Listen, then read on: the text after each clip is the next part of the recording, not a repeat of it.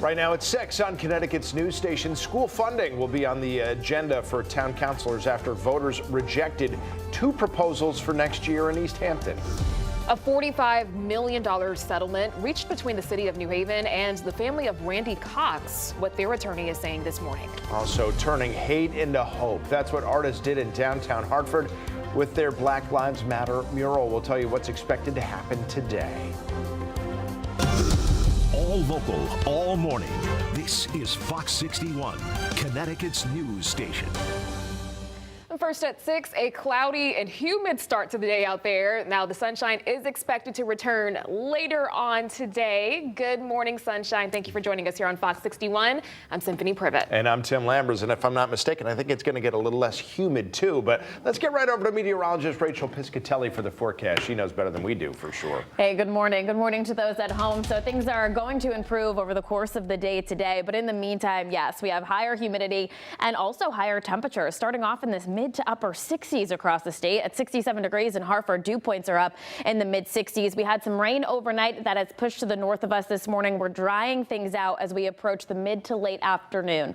Noticing that we do have some reduced visibility in spots, so some fog to deal with too this morning. 4 miles in New Haven, less than a half a mile visibility in Chester, down to 0 miles over in Groton. So some patchy dense fog to greet you out the door. Again, temperatures are incredibly mild in the mid to upper 60s. We should be in the mid to upper 50s for this time of year. So falling humidity is expected throughout the day as high temperatures climb into the mid to upper 70s to right around that 80-degree mark this afternoon. Increasing sunshine is expected too. We are tracking some thunderstorm activity for your Wednesday afternoon. Some of those could be on the strong to severe side. We'll detail that out for you coming up in just a bit. All right, let's get a check on those roads. Lauren, good morning. Good morning to you, Rach. Good morning, everyone. Time to get a check out on the roadways right now in the Fox 61 Traffic Center. We did have a crash over in East Hartford on I-84 eastbound, right between exits 53 and 56. Luckily, all lanes are open. Crash is clear. Just minor injuries reported. It was a 3-car crash that had the right lane closed. But now that that is clear, traffic is moving freely over the Bulkley Bridge. As we can see, east and westbound on I-84, things are looking great. Taking a look at our other Hartford drive times, 91 coming in from the Windsor area, traffic moving right at speed limit, a little bit under the speed limit, New Britain Ave to the Hartford Tunnel. Route 2 is moving smoothly. New Haven over to West Haven, also over to East Haven, looking great this morning. And then we are starting to see some heavier volumes starting to build in the Bridgeport to Fairfield area. Might take you a couple extra minutes on the southbound side of I-95. We'll check in again on the roads coming up at 6:30. For now, Tim and Symphony, I'll say good morning to you. Good morning. Good morning. Thank you, Lauren. Now, the East Hampton Town Council is once again expected to take up the town's education budget during a meeting today. Yeah, it comes after voters rejected a previous version of the budget during a referendum last month. That budget would have included some staff cuts. A lot of people said there just was not enough money spent on education. And this morning, we're checking in with Fox 61's Angelo Bavaro. He joins us live in East Hampton this morning with a closer look at some of those revisions being made. Good morning, Angelo.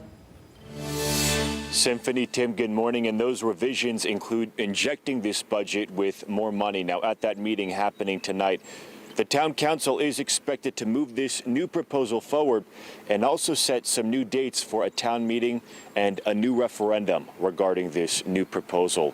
And as we mentioned in the studio, this whole thing really has been a big process. Parents, students, and staff, they have all been very vocal throughout this process, packing meetings to express their opposition over the previously proposed lower budget. At a meeting last week, though, the Board of Finance recommended a new budget totaling about $35.8 million, which is an increase of about $1.6 million over the current fiscal year's budget. That new budget, that includes an additional $250,000 that Superintendent Paul Smith says would allow the district to keep the teachers it planned to cut under the previous version of this budget. Here's what Smith had to say after that referendum last month. So if I can get about $250,000 back, I can at least bring back the 3 classroom teachers, and that avoids canceled classes at the high school or larger class sizes at the elementary school. So I think it's a time for compromise at this point. At that meeting tonight, the town council is expected to advance this budget to the voters with that new referendum. And that referendum is expected to take place in early July, right after the 4th of July holiday. Now, the Board of Finance, they also recommended a new town government budget after voters rejected that budget as well during that referendum last month. That new higher budget, that totals about $18.1 million, and that will also be a part of this new referendum as well. We're live in East Hampton this morning. I'm Angelo Bavaro, Fox 61, Connecticut's news station. Angelo, thank you for that report. 6:05 now, and happening today at the state capitol, there will be a bill signing ceremony for the early voting measure that passed the legislature. Happening at 1:30 this afternoon. The event is more ceremonious because last week the governor officially signed it into law. Beginning next year, voters will have 14 early voting days for general elections, 7 early voting days for most primaries, and 4 early voting days for presidential primaries and special elections. Today, Hartford will unveil its newly repainted Black Lives Matter mural. That's happening at noon on Trinity Street. You might remember the street painting was recently defaced with some hateful messages, but the community responded. Local artists came out to paint over the hate. So the theme for my letter I here in the whole piece is I matter, which stands into the aspect of we all matter. So it goes along with the fact that I matter. I'm able to do something like this for the whole community that goes for the Black Lives Matter movement and everything like that. Yeah. Well, today's event will also promote the city's Juneteenth celebration that's happening this Sunday from 1 to 5 p.m. Now, the state police said they're investigating a possible hate crime in Thompson. They said somebody distributed about 100 hate-filled letters in town last week. Each one was 3 pages long and was sealed inside a Ziploc bag. The Commissioner of Public Safety said whoever did this will be held accountable. Keep looking over your shoulders, because once you cross that line to criminality, you'll bear the full brunt of our efforts. Now, the state police said 1 in 10 communities in Connecticut has been targeted with white supremacist flyers and messages. 6:07 now, the city of New Haven has reached a $45 million settlement with the family of Randy Cox. And this has become the largest settlement case of police misconduct in our nation's history. Cox was paralyzed while in police custody last year. Fox 61's Brooke Griffin is live in New Haven with more on the details of this huge settlement. Brooke.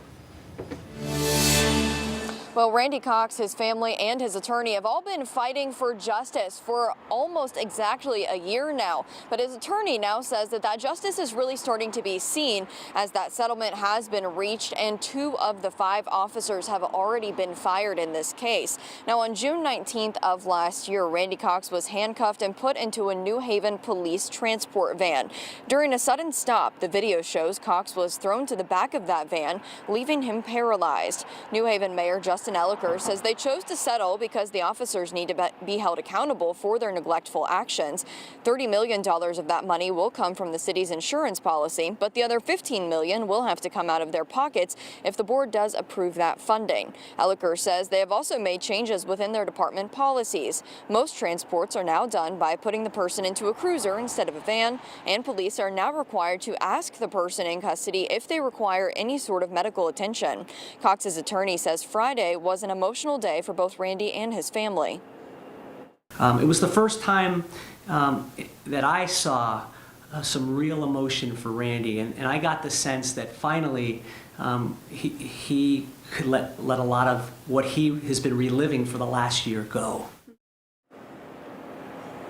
Now, as far as the status of those officers, 2 out of the 5 have already been fired. 1 of them has retired, and the other 2 are awaiting their court date at the end of this month. Live in New Haven, Brooke Griffin, Fox 61, Connecticut's news station. Alrighty, thank you, Brooke. 6:09 now, and new at 6 this morning from Milford, where several people were stranded on a rock just offshore. Fire officials say this all happened at Anchor Beach on a structure known as Flagpole Rock. No word on how they got stranded there. Check out these photos here, or why they were out there. Crews were brought in to rescue the group, and they safely got them back to shore.